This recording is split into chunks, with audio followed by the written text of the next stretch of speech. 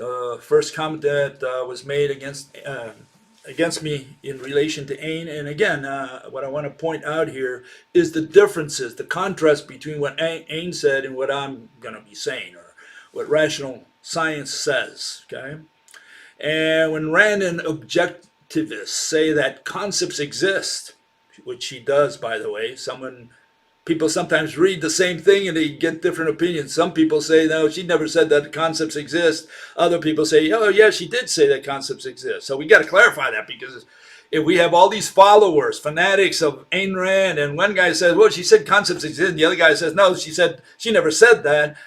We got to clarify that first. Otherwise, I'm going to be chasing around in circles, okay? So yeah, she did say, I'm going to stand by the statement that she did say that concepts exist. What is meant is that not that they are physical. What is meant is that they are something. I like that, because physical and something are synonyms. Whether they be physical or some kind of abstraction. Oh my God. So we got to clarify this. We really got to stop there, because abstraction is the synonym of concept.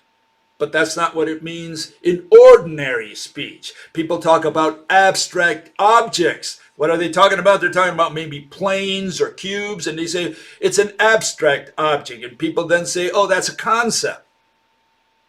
That's what's going through their mind. That's their conclusion. And that's not right, not under rational science. In rational science, anything that has shape, okay, or any word that refers to that which has shape is an object, period. We're done.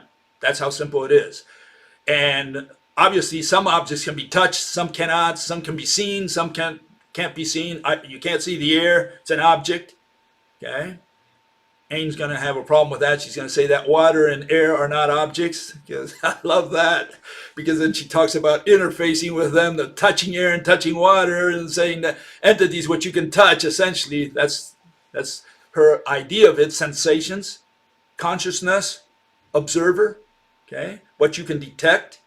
And then you can detect air, but that's not an object. That's not an entity according to her. And you can detect water, you can touch it, but that's not an entity according to Ayn Rand. Well, I'm going to get into that.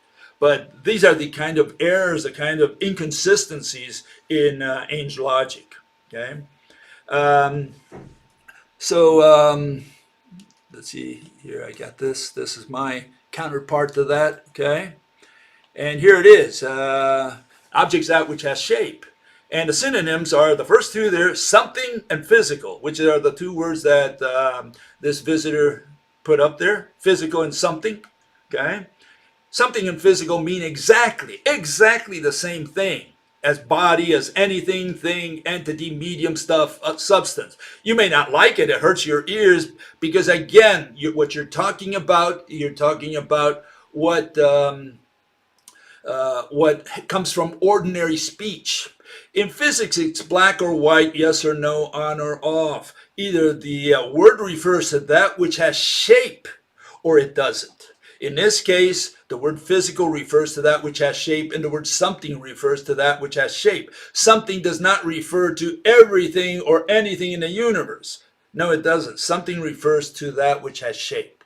And then we have the word abstraction. Abstract is the opposite of physical in rational science, okay, in rational physics.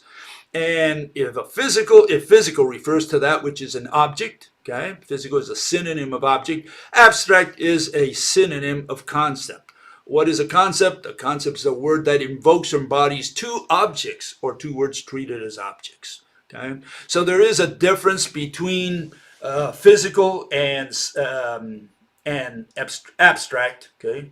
And there is no difference between physical and something. So that whole statement clashes against what we have in rational science, okay? Again, in this context here, they're introducing words of ordinary speech.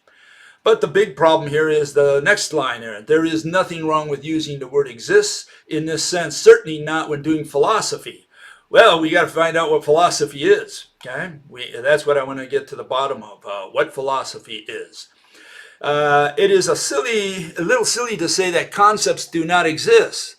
Okay, we'll find out, because in physics, only objects can exist. So by definition, so when we put the word concept in there, no, we cannot say that concepts exist, but we'll get to that. If they do not exist, we would not be debating whether or not they exist, and that's treating the word, that's treating every noun in the dictionary, every word as the subject of a sentence. And in that sense, people say, oh, then it exists. And that's the same problem that every philosopher has had for the last 2,000 years, that they've been confusing that which we can talk about, that can serve as the subject of a sentence, with an object first, or a thing, or an anything, a something, and then saying, oh, it exists because we can talk about it.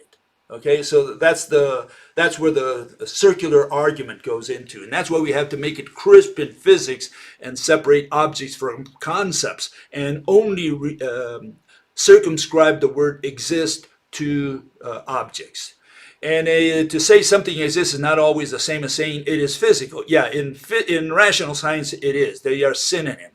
And she was not saying that that concepts physically exist. Well, yeah, physical, because physical means that which has shape in rational science. It doesn't mean what it means in ordinary speech.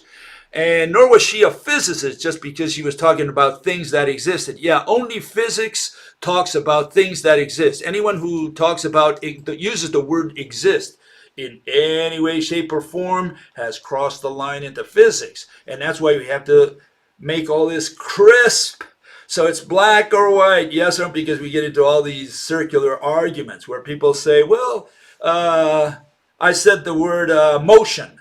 So does the word motion, so does motion exist because I use it as the subject of a sentence? And again, not in physics, not in rational science. In ordinary speech, in so-called philosophy, which is whatever they called philosophy, from all the way from Plato all the way to Sartre, in there they invented all these nonsense words like epistemology, ontology, metaphysics, and none of that has any room in rational science. None of it. We brush it all aside completely.